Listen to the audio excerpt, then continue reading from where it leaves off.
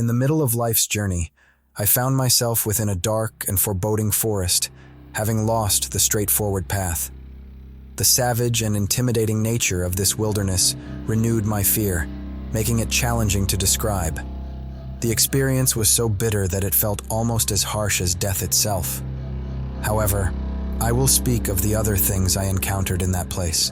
Entering the forest is a blur to me, as I was in a state of deep slumber when I deviated from the true path. After some rest at the foot of a mountain, where the valley's end had pierced my heart with anxiety, I looked upward and saw the shoulders of the mountain bathed in the rays of a planet, guiding others along various paths.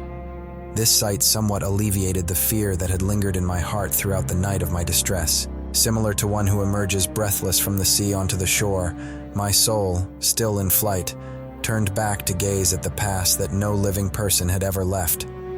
Resuming my journey down the slope of the deserted land, I encountered a leopard with a light and swift demeanor, covered in a spotted skin.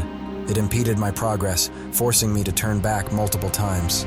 As morning began, the sun ascended with its accompanying stars, but a lion's menacing appearance and a hunger-laden she-wolf filled me with fear. The she-wolf, in her meagerness, brought upon me so much heaviness that I abandoned hope of reaching the heights. In a state of despondency, much like one who gains only to lose, I was gradually pushed back by the relentless beast, returning to where the sun is silent.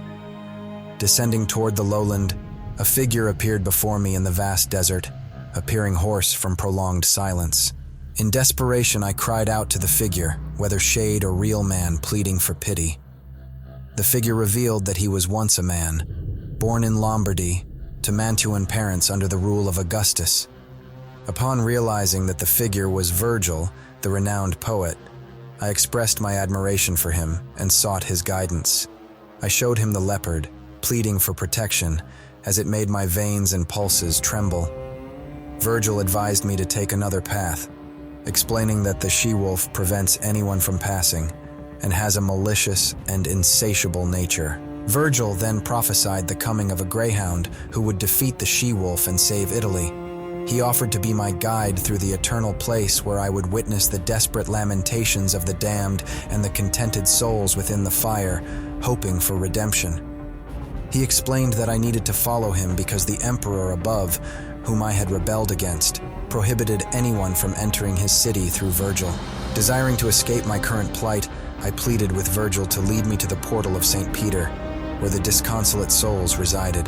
Virgil agreed, and I followed him into the unknown journey through the afterlife.